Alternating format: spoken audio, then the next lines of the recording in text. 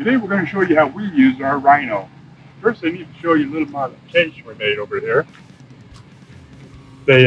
These wheels, they just put a little cap on them normally that holds them on, and the wheels just pop off and people are pulling them and it tears up the Rhino right here and you can put a hole in it. We've seen this happen to people. So what we did here is we pulled that cap off and discarded it. We drilled about an 1/8 inch hole all the way through here. We took the washer from the inside here and moved it to the outside, and we put a cotter pin in there. Now the wheel holds really good.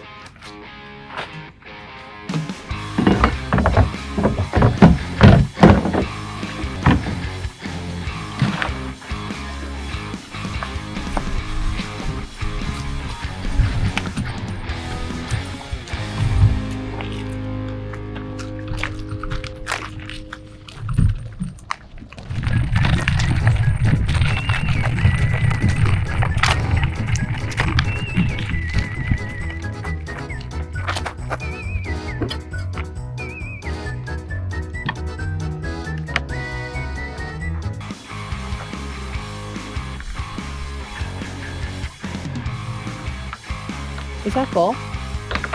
No, that's here.